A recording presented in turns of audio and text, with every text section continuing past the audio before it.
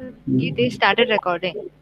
Started recording? You think so? Geetesh started recording, yeah. Oh, I see. Anybody can record? Yes, sir, it seems so, Oh, yeah. I see. I thought Anyone can only I record can and record. start Okay, recording. fine. So then it will be stored in Gitesh Google Drive, yeah? No, sir. It will be saved in your drive. It will save in my drive. Okay, You are the one who started the class. okay. So I have clicked the present button and I have opened the PowerPoint. Are you able to see the PowerPoint? No, sir. No, sir. Okay. No, sir. So what is happening?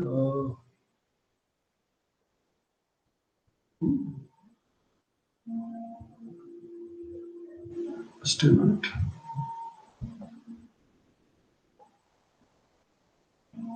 Share the entire screen, it says. Chrome wants to. Slightly different from the Skype. Mm,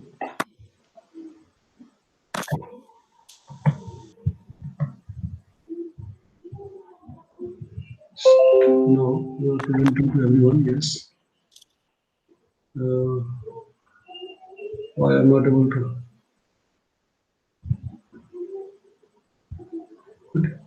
Not yet seen, is it?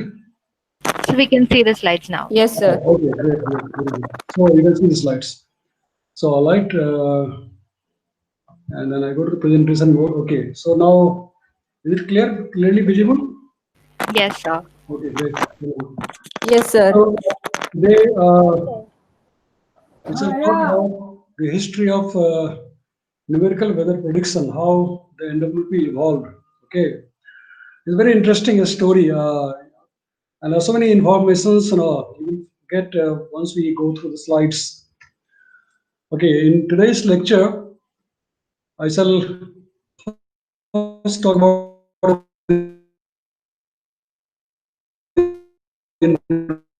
introduction, to control also probably not today, but next class. Even historical evolution is quite a long, interesting story. So let's see how much we can cover today. Otherwise, rest of the things we can cover tomorrow. So, as you know, the scientific basis of weather prediction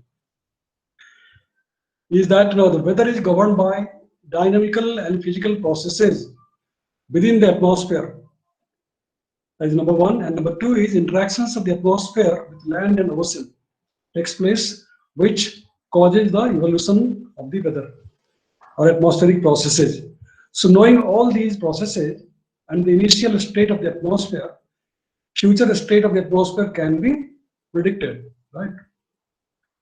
Now the basic principles of numerical weather prediction that also we have talked about earlier is that one, equations governing time rate of change of meteorological values. So we have got different types of equations like the momentum equations that you know, the thermodynamic equations that you know, then the moisture continuity equation, mass continuity equation, hydrostatic law, pressure tendency equation, and so on. So there are the different equations which govern the atmosphere.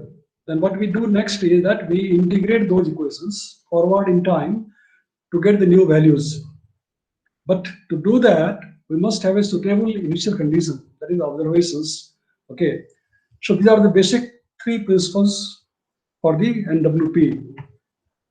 Now, in a very shortest form, the NWP can be written or represented by this equation like the rate of change of any variable A with time at any grid point I is a function of AI, which is the forcing. F also represents the forcing terms, including the advection and physical forcings, that is different kinds of physical processes. Okay, that can be calculated by observations of AI.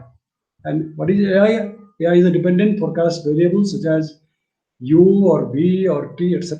Okay. Now to get the forecast, we need to integrate this equation, right?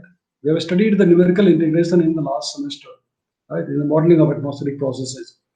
So we need to integrate this equation, okay, from an initial time t0 to another time t1.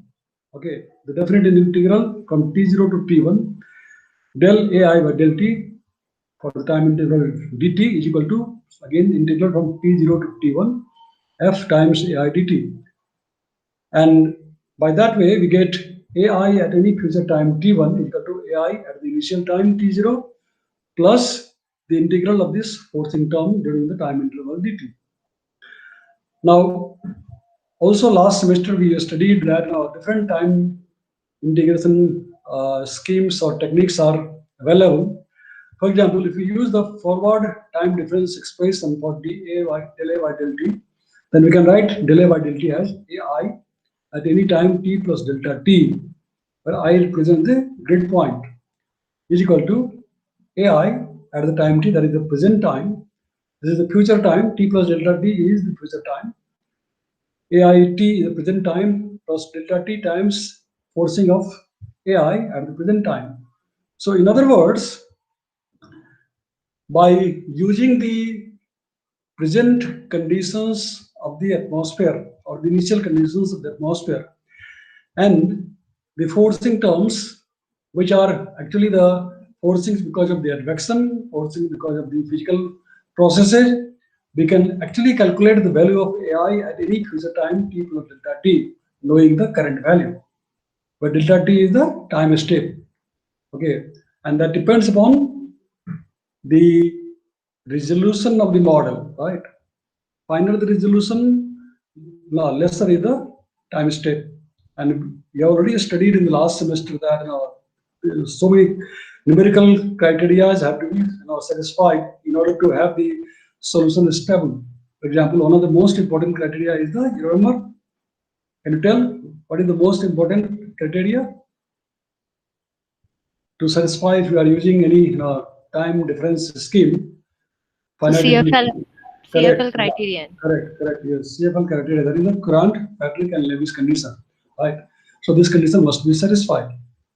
So, and you also already know, the different equations that we just talked about, which are used for governing the atmosphere. That is the momentum equation in U and V, that is east-west and north-south direction. Zonal and meridional direction, continuity equation, as a mass continuity equation. Temperature forecast equation, which is actually the thermodynamic equation. Moisture forecast equation, that is the moisture continuity equation, right? And the hydrostatic equation. So they are the basic equations which govern the atmosphere. So we solve these equations by integrating them to get the future state of the atmospheric variables, that is wind, temperature, moisture, and so on. Now let's see the history, very interesting how it evolved. Okay, starting from 1901, there was one Dr. Cleveland Abbey. Cleveland Abbey was the founder of USWB. USWB is the United States Weather Bureau. Okay. So Cleveland Abbey, he proposed that the atmosphere is governed by the same principles of thermodynamics and hydrodynamics that were studied in the previous century. Okay.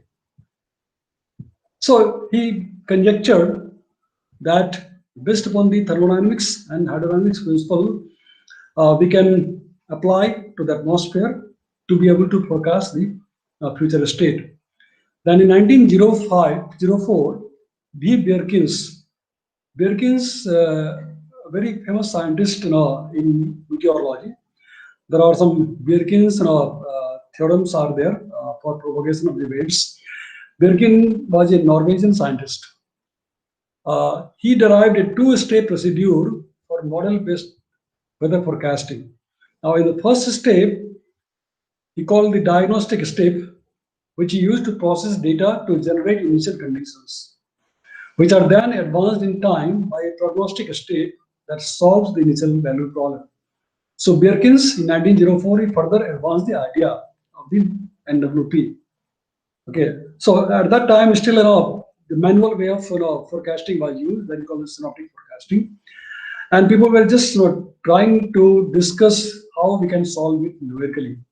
So Cleveland Abbey, then Bjerkins, then you have heard of him, Richardson, the Lewis Freud, L.F. Richardson, 1922. Okay, he made the first attempt at NWP. He produced by hand a 6-hour forecast for the state of the atmosphere over 2 points in Central Europe, taking at least 6 weeks to do so. So it took him 6 weeks time to make a 6-hour forecast of the atmosphere. And his forecast calculated that the change in surface pressure would be 145 millibar. Just imagine 145 millibar change in pressure in 6 hours would be terrible simply, right? If so much of pressure drop is there in 6 hours, you can just imagine what would happen on the Earth's surface. It's very, very unrealistic value, which is incorrect by 2 orders of magnitude. Okay. See, large error was caused by an imbalance in the pressure and wind velocity fields used as the initial conditions in this analysis. Now, if you recall, in our previous semester, we're talking about the errors in the variables in meteorological fields. We're trying to talk about the scale analysis.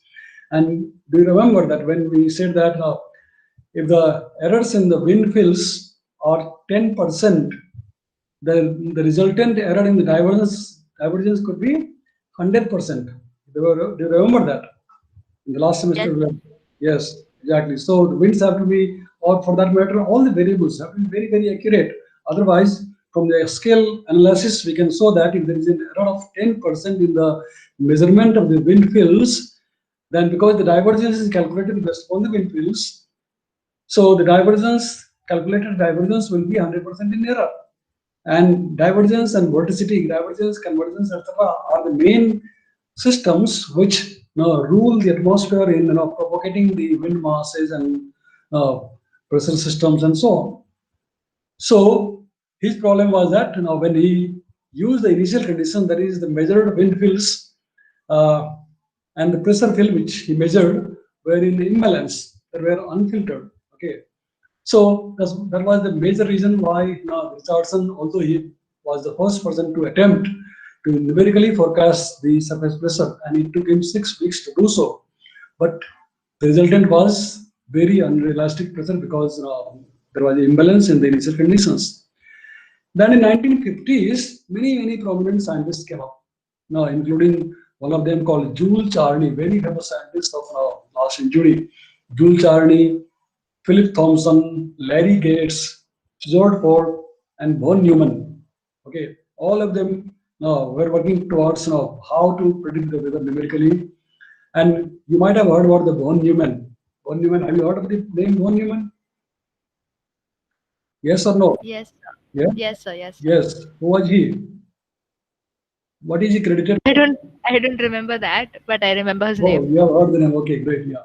Yeah, von Neumann is credited that he is the person who invented the computer. Okay. Von Neumann invented the computer, and that computer he invented to actually forecast the weather. For forecasting the weather, von Neumann invented the computer. Okay, we'll talk about that further. So these people, they produced the first successful numerical prediction using a ENIAC digital computer, the first digital computer developed in the world called ENIAC. Okay, and that was developed for the forecasting the weather. The first calculations for the 24-hour forecast took, well, my screen is covered by this message. So that was the first computer to use for the weather forecasting. Then in 1954, another great scientist, a Swedish scientist called Carl Gustav Rossby, right? Rossby's name you have heard already, isn't it? Rossby waves. You've heard of Rossby waves, right? Yes, sir. Yes. So Carl Gustav Rossby, he originally was a Swedish scientist, but later on he settled in USA. He assembled an international group of meteorologists in Stockholm and produced the first operational forecast based on the barotropic model. And you have heard about the barotropic model, right? You have studied that in the last semester, isn't it? So yes, he actually gathered all the scientists now working in this area, and then he made the first operational forecast based on a barotropic model, because at that time, using the forecast based upon the primitive equation model was still a tough thing. So he used the barometric model, which is a filtered model, and it is quite safe. It does not get affected by the noises, no oscillations because of the gravity waves and sound waves. So he did that. And in this photo that you see, all the greatest stalwarts of that time, are there. And this person, Jules Charney, I just talked about earlier, Jules Charney. Then this person is Ed Lorentz. Have you heard about the Ed Lorentz? Yes or no? Edward Lorentz. No, sir. No, Edward Lorentz is credited for the chaos theory. Yeah, what about the chaos? The atmospheric predictability. In physical systems also chaos applies. So Ed Lorentz is credited for the development of the chaos theory, and he said that actually atmosphere is actually chaotic. The dynamical processes in the atmosphere is chaotic, and therefore the predictability cannot be infinite. The predictability is always finite in the atmosphere. So you cannot just think that you can go on integrating the equations and then for a finite number of time steps and get the forecast for the next century. No, I mean you can make a forecast for the next century, that is in the climate model, but all those climate forecasts for the next century, 50 years or 100 years, they are actually the average forecast, the mean forecast. They are not the instantaneous forecast. Right? They are not the deterministic forecast which we need for the predicting the weather. Right? For predicting the weather, we need the deterministic instantaneous forecast. So Lorentz said that atmosphere is chaotic and there is a limit of predictability. For example, theoretically he established that the limit of predictability in tropics is just 1.5 days only, actually speaking, because of so many complex processes like convection. Although we are able to predict more accurately till 5 days, 7 days also, we are in the tropics, we do that. But because of so many other things, data assimilation and so things that we do, which we have developed in later stage. Right? But otherwise, theoretically, the limit of predictability in the tropics is supposed to be only 1.5 days. This was a study in this course in this semester about the ensemble forecasting. In fact, ensemble forecasting is basically done to kind of address this predictability problem, because one single forecast or one single model will have several biases, several errors, and may not be accurate. And therefore, we need to have several models, the ensemble of models, or the ensemble of initial conditions by which we initialize the model to make the forecast. So that is the chaos theory. Okay, so now in the recent days, this is one of the good books. Probably it is also listed in your reference books. Okay, Eugenia Calney. She was a scientist working at NSEP. Later on, she moved on to the academic field at the University of Maryland, and she was actually working in the data assimilation field. She has developed a lot of theories about the data assimilation, and she wrote a book on atmospheric modeling, data assimilation, and predictability. Okay, it's a good book. If it is listed in your reference, you can study that. Otherwise, you can note down this and study it later. So now, in today's lecture, most of the things which I'm going to present to you, basically, I've just taken from some of the lectures of Professor Peter Lynch. Now, Peter Lynch was a professor at the University of Dublin in Ireland. Okay, so the numerical weather prediction provides the basic guidance for operational weather forecasting beyond the first few hours. Okay, because in the first few hours, we call so-called the nowcasting range, and first few hours, you can make the forecast also based upon statistical method. Right now, so many people talk about the statistics, and even sometimes people, out of their ignorance, they say that they are given unlimited amount of data for several hundred years, then based upon statistical techniques, and they so much rely and trust the so-called neural networks and so on. They say that they can forecast the weather indefinitely for the next century. And if they were correct, then probably all these met offices, IMD, NSEM, RWF, NSEM, etc., they would have all got closed, right? Because that's not possible. So beyond first few hours, now we have to use the NWP technique. The numerical forecasts are generated by running computer models of atmosphere that can simulate the evolution of the atmosphere over the next few days. We have already talked about how, right? This one, the governing equations. The NWP is an initial value problem. We have talked about this because initial value is very, very important for NWP. If the initial conditions are not correct, then obviously the solution will not be correct. All the solutions of the numerical differential equations that we try to solve or integrate for future time state, that depends very much on how accurate is the initial condition, right? All the observations of the wind, field, temperature, moisture, and so on, right? So NWP is supposed to be an initial value problem. Also, if the initial value is not correct, as we have mentioned about earlier just now, that because the atmosphere is so chaos that the solution of the equations will be totally noisy or totally absurd. So the initial conditions are provided by analysis of the weather observations. Right? I'll talk about that more in detail in this semester in this subject.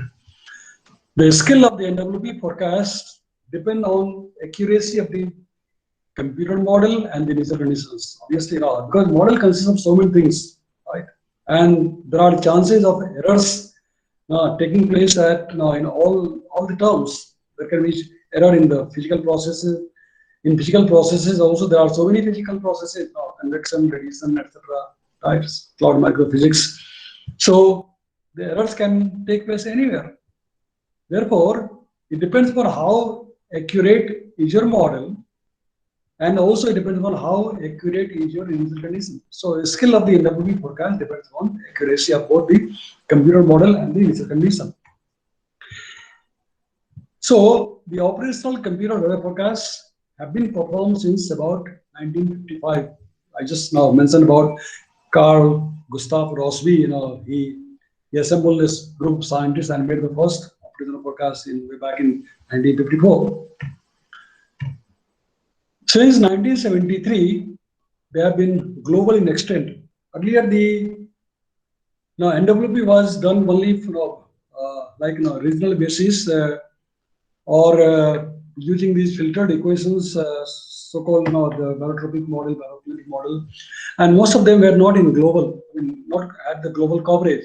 So global modeling basically started in early 70s, 1973. First, it was GFDL.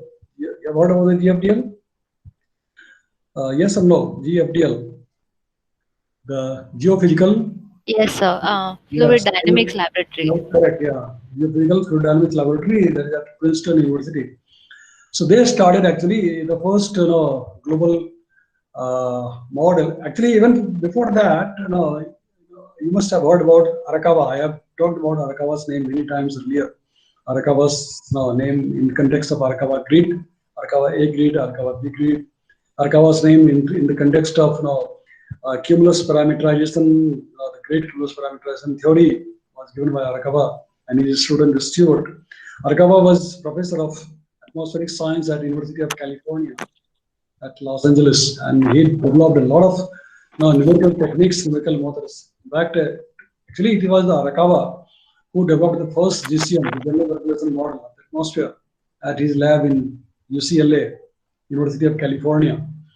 And then from his lab, the model, as usual, traveled to different parts of the United States, different laboratories, different research departments through his students.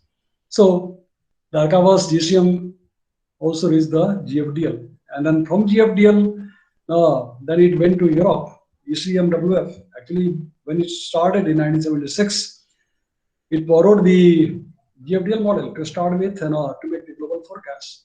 So it started sometime back in 1973. Over the years, the quality of the models and the methods for using atmospheric observations has improved continuously, resulting in major forecast improvements. The NCEP has the longest available record of the skill of numerical weather prediction. I mean, it is one of the pioneering centers, NCEP, GFDL, ECMWF, and so on. So they have got the longest record of skillful forecast of NWP. The S1 score, okay, measures the relative errors in the horizontal gradient of the height of the 500 millibar pressure surface. Now, once we make the forecast, basically they are what? They are the solutions of the partial differential equation, right? And they are bound to be having error. So we have to evaluate that how much is there or whether the solution is really usable or not. And there are many measures of errors. I mean, the subject of statistics again now. There are books available for different types of errors which are used to measure the skill of a model. One of them is called this S1 scale, S1 score. Okay, and this measures the relative error in the horizontal gradient of the height of the 500 millibar pressure surface. Right, it is geopotential height of the 500 millibar pressure surface. It is said that the score of if it is more than 70%, then the forecast is useless. Okay. If the score is about 20% or less, then it corresponds to essentially a perfect forecast. Right. So S1 score is one of the major of the skill scores of the model, which we use to evaluate how good is the forecast.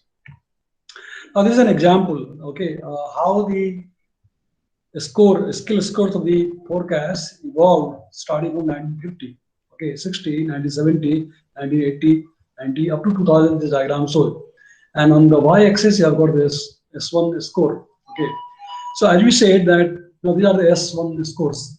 These are the S1 scores for 500 millibar geopotential, and the curves are shown for 36 and 72 hour forecast, okay, by the NCEP operational model.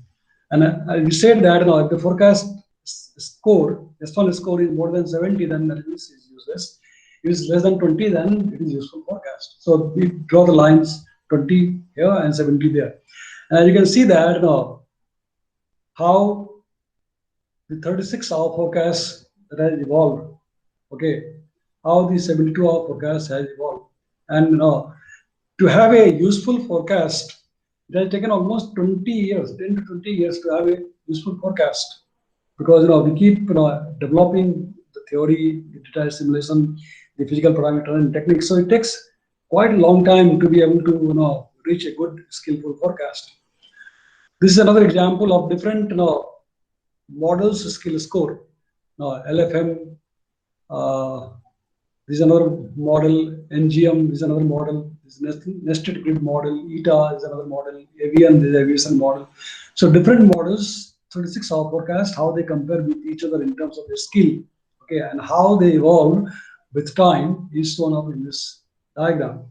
So what it shows basically is that the skill of the forecast evolved gradually with years as we improved our understanding of the behavior or laws of the atmosphere, and also improved physical processes, parameterizations. Now we improved the computers, power of the computer, and also we improved the observational technology. Right. Earlier days, there were hardly any observations. Nowadays, there are satellite and many other remote sensing instruments which can provide us a lot of instruments, a lot of observations. Now, this is another example of how the ECMWF model forecast evolved, starting say from 1980 onwards. It is plotted here till 2010. It is plotted, and what it shows is the anomaly correlation of the 500 millibar height forecast. Now, anomaly correlation, that means between the observation, correlation between the observation and the forecast of the 500 millibar geopotential. Generally, when we calculate the anomaly correlation, our many errors, we take the 500 millibar as a standard pressure level, because the 500 millibar represent the middle of the atmosphere, right? And generally, because in the lower atmosphere, there are so much of disturbances are there because of the boundary layer, because of the existence of the mountain, the building, the vegetation, the forest, and so on, right? So forecast skill is much less in the lower level than compared to the upper level. Again, if you go very high, 100 millibar or so, then forecast skill is quite good. So in order to have a good representation, we just take a middle of the atmosphere, that is 500 millibar. So normally we calculate all these errors now, bias, or anomaly, correlation, coefficient, etc. at the middle of the atmosphere, that is 500 millibar. So this diagram shows how the skill or anomaly correlation of the 500 millibar geopotential evolved from 1980 onwards for day 3 forecast, for the day 5 forecast, for the day 7 forecast. Right? These are the lines showing for the day 3, day 5, and day 7 forecast. And these lines actually they represent the northern hemisphere skill in the northern hemisphere, and the lower line indicates the skill in the southern hemisphere. There is always a difference. If you see earlier days in 1980, there were a lot of difference in the skill of the forecast in the northern hemisphere and that in the southern hemisphere. And the reason was that there was a huge difference in the data availability in the northern hemisphere because we have got more land area, right? So we have got more dense network of observations than compared to the southern hemisphere where there are more ocean, right? Where there are very less number of observations. There are hardly any surface observations, especially in those days, in 1980s, about 30 years ago. But nowadays, of course, because of the satellites, satellite era, we have got the observations also over the ocean. And therefore, as you can see that both these lines now, this northern hemisphere line and the southern hemisphere line, they converge, right? They started converging. And almost like from 2000, they have become almost like together, right? 2006, 2010, etc. They are almost together because the skill in the northern hemisphere is as good as in the southern hemisphere, or vice versa, right? So that is the thing. But what is interesting to see here is that now the skill of the forecast, say of day 3, for example, the day 3 forecast skill, say for example, in 1998 for day 3 forecast was about how much? Say anomaly correlation was about 85%, right? So the forecast of day 3, that means 72 hour forecast, we can say roughly that was about 80 to 85% correct. And just imagine the day 5 forecast will be much more wrong, and day 7 forecast will be further wrong, as you can see from the diagram. The skill of the day 5 forecast was even below, about 70%. Skill of the day 7 forecast was further below. And especially in the southern hemisphere, the forecast skill was less than 40%, less than 50%. So if the forecast skill is less than 40%, it is as good as no forecast, right? Because 50% skill you can get by just tossing a coin also, head or tail. If there is a head, you can say there will be rain, or if there is a tail, then it will be no rain. You can make a forecast like that, right? So if the skill is 50%, that means as good as no skill. So it has to have more than 50% skill. So what it shows is that the skill of the forecast of day 3, which was there in 1998, now the same skill we have been able to achieve for day 5, right, in 2010 or so, right? Or if you just further go down, now the day 7 forecast skill in 2010, say for example, has become more than 60%.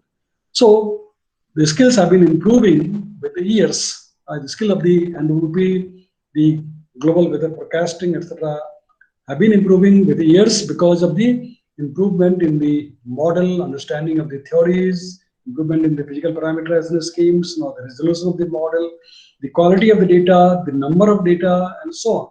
Right? And also we are able to now solve more higher resolution model because we have got better computer, powerful computer. This thing was not imaginable, say 20 years ago when the computer power was very less. So this is the evolution of the forecast. Okay. So the accuracy of the prediction is closely linked to the available computer power. Okay. The introduction of new machines is indicated in the figure. Okay, in the diagram that you saw. The current 36-hour 500 milliwatt forecast about Northern America are close to what was considered essentially a perfect 40 years ago. Right? The sea level pressure forecast contains smaller scale atmospheric structures such as swamps, mesoscale convective systems that dominate summer precipitation, etc., and are still difficult to forecast in detail. Right? As you said, if you go down or come down to the surface, then the skill is very, very less compared to the middle atmosphere or the upper atmosphere because of the existence of the roughness the surface existence of the mountains and rivers and forests and so many things. Okay, and so this forecast skill of the frontal system, the mesoscale convective systems, etc. No, they contain small scale structures at lower level. The 72-hour forecasts of today are as accurate as 36-hour forecasts 10 to 20 years ago, as I said earlier. Similarly, the 5-day forecasts, which had no skill 15 years ago, are now moderately skillful. Okay, so the evolution of the skill is taking place because of all these improvements.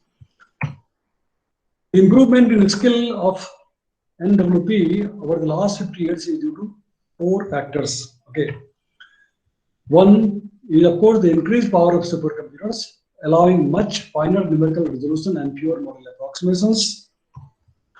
Improved representation of small-scale physical processes, that is clouds, precipitation, turbulent transfer of heat, moisture, momentum, and radiation within the models. Increased availability of data, especially satellite and aircraft data over the oceans and the southern hemisphere. More accurate methods of data assimilation, which results in improved easier reconnaissance of the model. Okay, so these are the reasons why. They are the 4 major reasons which has led to the improvement in the skill of the NWP over the last 50 years. Okay, number 1, the supercomputer, availability of the powerful computer. Number 2, the improvement in the physical processes like clouds, precipitation. Number 3, the availability of data, of the quantity of data, especially satellite and aircraft. And number 4, the development of the data assimilation technique. Right, so these are the 4 major factors which are resulted or led to the development or improvement in the skill of the NWP forecast. Major NWP research takes place in large national and international weather centers and universities. Okay. For example, now the ECMWF, supposed to be the boss, the leader in this field, the European Center for Medium Range Weather Forecast. Then ANSEP, of course, the National Center for Environmental Prediction. The National Oceanic and Atmospheric Administration, NOAA, actually ANSEP comes under NOAA, in part of the NOAA, just like IMD and NCMRWF is part of the MOES. Similarly, ANSEP is part of the NOAA. The National Center for Atmospheric Research, NCAR, where most of the theoretical research takes place, the development of theoretical processes take place, because at the operational centers like ECMWF, ANSEP, NCMRWF, for example, or IMD for that matter, their operational centers and they're quite busy. They have got a lot of operational task responsibility to perform day to day. So much of the development takes place rather at the university in USA, and so should be the case also in India. But unfortunately, that is not happening. Right? Of course, I mean, at those operational centers, improvement takes place, development takes place. But it is the university community which is supposed to contribute more, right? By collaboration. For example, NCAR. You might have heard that NCAR actually is sponsored by the National Science Foundation, NSF. Have you heard about the NSF of USA? NSF. Are you all there? Yes, sir. Okay, great. So NCAR is funded by NSF, the National Science Foundation, which is actually a consortium of so many universities of USA. Right. So what it means that the research which is done in the universities, basically they are translated or they are actually brought to the operational centers for implementation. So it's a very important way of development. Then National Meteorological Services, of course, are important, like IMD. In NCEP under the NOAA, there are so many services like the NCEP is one of the part of the NOAA. And the other part you might have heard, I don't know, NSSL. NSSL is the National Severe Storms Laboratory. That is at Oklahoma. NCEP is in Maryland, in USA. But NSSL is the National Severe Storm Laboratory, that is in Oklahoma. And that is dedicated for severe storm forecasting, local storms like thunderstorms and tornadoes and so on. Right. Similarly, there are specialized centers in USA, like for forecasting the hurricane. They've got the NHC, the National Hurricane Center, that is at Miami, right? So, I mean, the US has developed so much, that they have kind of delegated the, responsibilities to different centers, specialized, especially, like those for the forecasting the hurricanes, cyclones, those for forecasting the severe storms, tornado, those for forecasting the day-to-day weather, like the medium range weather forecasting, etc. But in our case, in India, everything is still done by IMD, and of course nowadays it has got two sister organizations like IITM and NCMRW also. But still, we have to go way ahead, like what they are doing.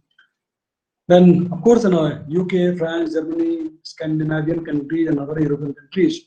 Actually, this ECMWF, that ECMWF is a consortium of 24 or 25 European countries. All these countries actually belongs to ECMWF.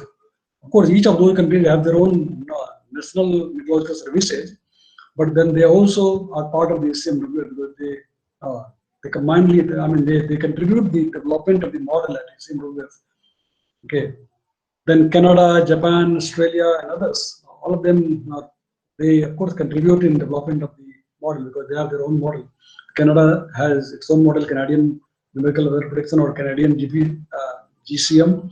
The Japanese, they have their own GMA model. Australians have their own model, and so on. Of course, nowadays, people sometimes try to collaborate. So recently, last few years, like Australia, Singapore, even our NCMRWF, they are all using the so-called NCOM. You might have heard about the NCOM model, right? Unified model. National Center of NCMRWF Unified Model. Have you heard of that? NCOM? Yes, sir. Yes, sir. Yes, exactly. So NCOM is basically a British model. It's a British, UK Met Office model.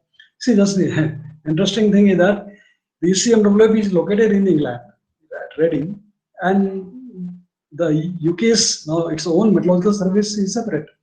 They are not part of the ECMWF. Like every country has their own Met service. So similarly, UK has its own Met service. Although ECMWF is also at in the UK itself.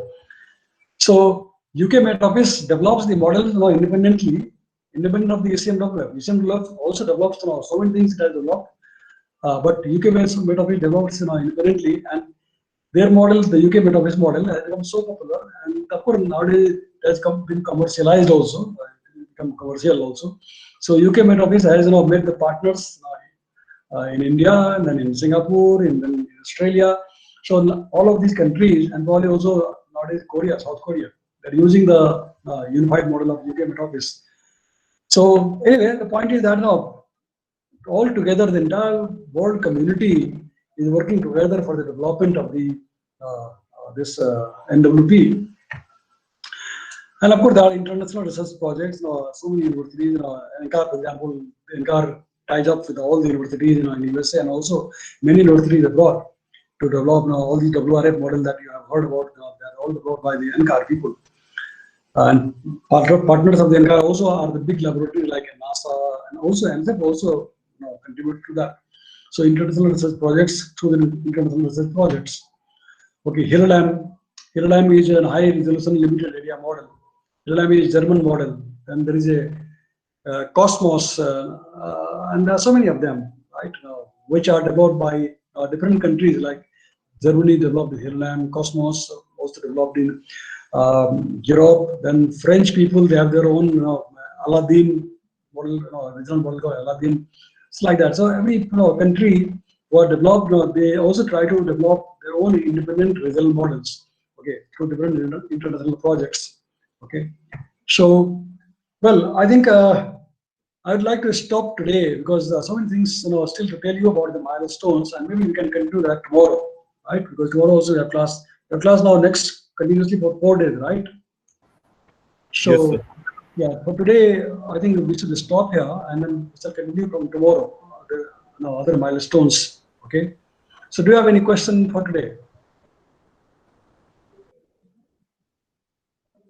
Is there anything which was not clear? Anything doubt, or maybe you can ask later on once we complete this presentation. It looks like the way I'm trying to go slow, that it might take at least 3 to 4 lectures to complete this part alone. The introduction part of the NWP, the historical evolution, etc., might take 1 to 3 lectures or 3 to 4 lectures. So anyway, at the end, all the recordings I will make it available. So for today, I'm stopping the presentation. Okay, stop the presentation. And if you have no question, then we can stop for today. Is that okay? Yes, sir. Yes, sir. Yeah, great. So I think we just talked about I stop recording. Or since Gitesh was recording, so Gitesh, you can stop recording. So anyone can do that. Oh, I see. You want to do that? Okay, stop.